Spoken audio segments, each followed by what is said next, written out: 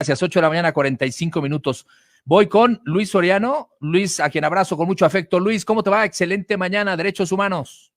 ¿Qué hubo, Toño? Qué gusto, de veras, qué gusto escucharte bien, escucharte fuerte. Acá estamos echándote todas las buenas vibras y pues a seguirle, ¿no? A darle para adelante. A darle, mi queridísimo Luis, y agradezco siempre tu generosidad, como siempre, todos los días ahí atento a mi salud. Muchísimas gracias, te abrazo con mucho afecto. Gracias, amigo, y de veras qué gusto compartir de nuevo micrófonos contigo. Adelante, gracias, el placer es mío. Oye, fíjate que el próximo jueves 5 de septiembre se conmemora el Día Internacional de la Mujer Indígena.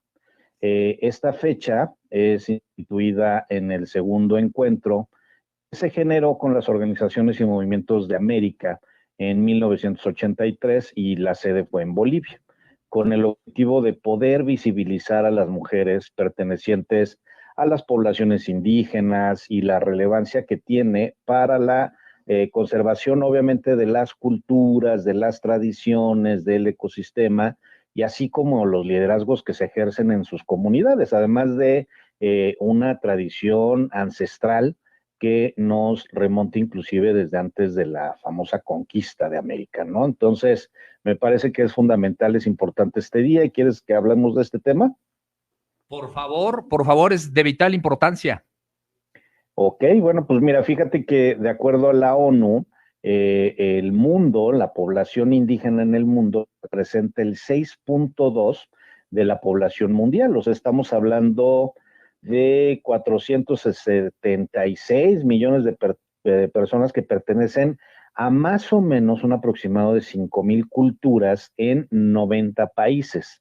En el caso de México, y conforme al Censo de Población y Vivienda del 2020, son 23.2 millones de personas las que se autoidentifican como indígenas, y obviamente identificamos que el 51% son hombres y el 49% son mujeres. En Puebla tenemos el conteo de 615,000 personas mayores de 3 años, y la proporción entre sexo representa que mujeres indígenas estamos hablando de 47% y 53% son hombres que como tienen identificados.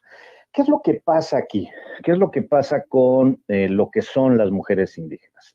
Bueno, las mujeres indígenas, Toño, se tienen catalogadas o identificados como las principales víctimas de violaciones a los derechos humanos en nuestro país y principalmente en toda Latinoamérica.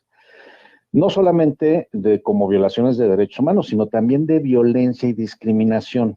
Son quienes sufren los mayores efectos de lo que es la desigualdad, la pobreza, la exclusión, etcétera. Las mujeres indígenas son excluidas de los derechos, o sea, de los derechos fundamentales. Los principales son: no se les permite la educación, la salud, el trabajo, el servicio público, la participación política. Son quienes sufren diversos tipos de violencia según la encuesta esta de nacional sobre dinámica de las relaciones de los hogares.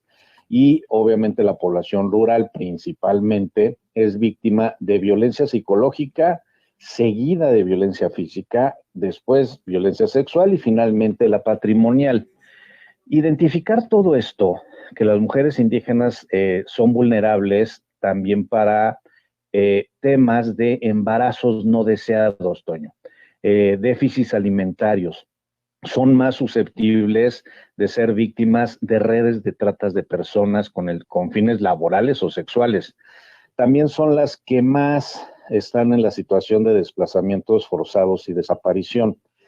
¿Qué es lo que pasa, Toño? Lo que pasa es que son el sector de población que tenemos en el país y en el estado que es más vulnerable en estos temas. Inclusive esta encuesta nacional de la dinámica demográfica, la ENADI, del 2023, identifica que en México el 38% de la población indígena considera que sus derechos se respetan muy poco. De las mujeres indígenas estamos hablando del 40.8%. Y así te puedo seguir dando muchos datos, pero pues sí es un tema bien delicado, ¿no? A nivel nacional, a nivel internacional inclusive, ¿no, Toño? No, sin duda alguna, la violencia a sus derechos humanos, culturales, pues es una verdadera, que puede ser genocidio cultural, ¿no? Sí, sí, sí. Sí, no, y además del tema del genocidio cultural, imagínate que de por sí el estado de Puebla es el segundo lugar nacional en casos de discriminación y principalmente son contra mujeres y principalmente contra mujeres indígenas. Imagínate que estamos en segundo lugar, en primer lugar está Yucatán y en segundo lugar estamos Fíjate, nosotros. fíjate. Y Yucatán tiene mucha comunidad y mucho pueblo indígena, ¿no? ¿Por qué no nos Y preocupamos por ellas, por ellas? ¿Por qué no nos es, preocupamos por su cultura? Ellas son las guardianas de los valores culturales. así es, así es. Inclusive aquí en Puebla, por ejemplo, tenemos 7 pueblos originarios, Toño. O sea, es una riqueza enorme la que tenemos en nuestro estado, en nuestro país. Y el problema es que están invisibilizados. O Sí. sea, de por sí los pueblos originarios, por más intentos que se han hecho en toda Latinoamérica, no es un tema exclusivo de Puebla, de México, sino es en toda Latinoamérica, esta cultura occidental, esta cultura de americanizar todo, esta cultura del sueño americano, lo que ha motivado también es invisibilizar a nuestras tradiciones, a nuestra cultura, a que les dé pena, que nos dé pena. Inclusive, fíjate que en los años 80, años 90, se le exigía a las niñas y a los niños náhuatl, por ejemplo, son a los que a mí me tocó, los que me tocó platicar en algún momento, se les obligaba a no tener que hablar en ese momento decían dialecto, y sino que tenían que hablar español. Y si no hablaban español, repetían el año. Fíjate. O sea, era un tema de provocar culturalmente que se perdiera toda esta tradición. Y eso era en escuelas públicas, Toño. Entonces, tiene muy pocos años, es muy reciente, inclusive empezó en este sexenio de la 4T, etcétera, a tomarlo con seriedad el tema de los pueblos originarios, porque antes era un tema solamente de blog, de la imagen, la fotografía, Ujú. la foto de campaña, y ahí pues obviamente lo que hacían era revictimizar a todas las personas que estaban dentro de estos pueblos originarios, ¿no? Sí. Sí es un tema muy delicado. Mira, remitámonos a Puebla. ¿Cuáles son los pueblos originarios que tenemos? Tenemos náhuatl, totonaca, popolocas, mazatecos, otomíes, mixtecos, tepehuas, y esto finalmente nos convierte a nosotros, Toño, en la cuarta entidad con mayor población indígena. Sin embargo, enfrentamos problemas relacionados con la discriminación, como te decía, por el tema de la lengua, en el tema del acceso a la educación.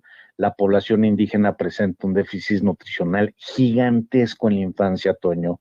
Existe la mala atención obstétrica, y te voy a poner ejemplos. En el tema de la lengua, ya te platiqué lo que pasaba con los compañeros y compañeras náhuatl en los 80s, 90s, y que sigue pasando ahorita, que no les permiten tener un buen acceso a la educación. En el tema del déficit nutricional en infantes, esto también motiva obviamente la deserción educativa, la deserción en la escuela, y el tema de la explotación laboral que también se genera.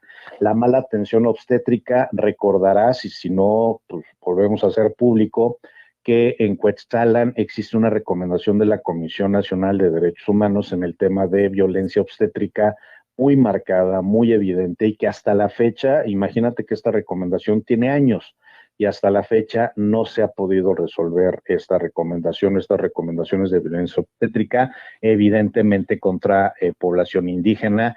Pues es un tema bien delicado, ¿no? Otro problema es que las mujeres indígenas en el tema de impartición de justicia no cuentan con traductores al momento de hacer sus declaraciones. Inclusive recordarás que existen solamente 2 juzgados indígenas en todo el estado y que además son financiados por los municipios, es decir, depende del interés del municipio, del ayuntamiento, del presidente municipal, de que estos juzgados indígenas estén funcionando o no. O sea, no es parte del Poder Judicial, es algo que hemos venido insistiendo y peleando, que existan juzgados indígenas, pero que sean parte del Poder Judicial del Estado para que sean financiados y que sean trabajadores del Poder Judicial del Estado y pagados por ellos, ¿no? Entonces se vuelven focos rojos, Toño. Focos rojos y tenemos, vuelvo a repetir, los medios de comunicación, la responsabilidad de apoyar e impulsar este tipo de acciones, ¿eh? Sí, total. ¿Y sabes cómo lo podemos hacer? Lo podemos hacer leyendo las declaraciones americana, por ejemplo, sobre el derecho de los pueblos indígenas. Podemos aprender desde la Convención para la Eliminación de las Formas de Discriminación contra la Mujer. Está la Declaración de las Naciones Unidas sobre sobre pueblos indígenas, por ejemplo, que esta se publicó en el 2007, o se aprobó en el 2007. Hay documentos que nos pueden servir a nosotros como que estamos con la oportunidad de tener un micrófono enfrente y de poder llegar a las masas o ser líderes de opinión, a poder visibilizar esto, a leer esto y poder provocar que la gente también los vaya conociendo.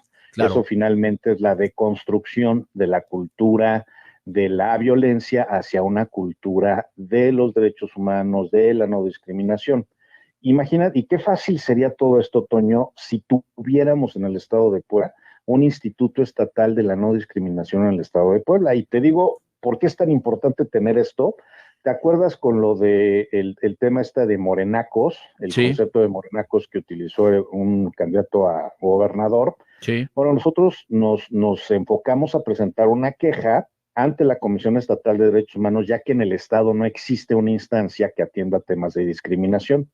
La presentamos ante la Comisión Estatal de Derechos Humanos y la Comisión Estatal de Derechos Humanos nos dijo, no, este tema no es nuestro, eso lo tiene que atender la CONAPRED, que es la instancia que a nivel nacional atiende esto, que atiende a 32 estados. Es decir, en el estado de Puebla tendría que ser la Comisión Estatal de Derechos Humanos quien atienda esto, pero ante la inexistencia de eso o ante el pretexto de que no tienen esas facultades, lo mandan a una instancia nacional que imagínate la fila para que sea atendido, ¿no? Pues claro. Entonces, por eso es necesario crear un instituto estatal de la no discriminación en el estado de Puebla o que asuman las dependencias en las instancias que hay algún área que atienda el tema de la discriminación. Somos segundo lugar en discriminación, Toño, en el país. Es obligatorio tener que construir una política pública, una acción de gobierno, una política de Estado que atienda y que rompa el tema de discriminación, que ya es un tema cultural en el Estado y que lo tenemos súper normalizado. Mientras tanto, para este día, el de la mujer indígena, pues por lo menos desde el Instituto de los Pueblos Originarios, necesitan construir políticas públicas que tengan 4 elementos fundamentales, Toño. Respeto y protección a los pueblos indígenas, difusión y promoción de los derechos de los pueblos indígenas, garantizar el acceso a los servicios de salud, educación, alimentación y promover su participación efectiva en el desarrollo sostenible de las comunidades. Sí. Eso es fundamental que se tenga que hacer para romper con la violencia y la discriminación que viven este sector de la población, que es el más vulnerable y que está inclusive invisibilizado por estos sectores de defensa o que promueven la defensa de los derechos de grupos vulnerables, ¿no? Correcto. Bueno, mi queridísimo Luis Soriano, muchísimas gracias por esta intervención. Nos escuchamos el próximo martes. Redes sociales, por favor, Luis. Luis Soriano BC, en todos lados nos encontramos, ya pronto vamos a tener, de hecho ya está la página web que nos pueden encontrar en sorianoperegrinaluis.org, ahí nos pueden encontrar. Perfecto, gracias Luis, te mandamos un fuerte abrazo. Abrazo fuerte. Adiós.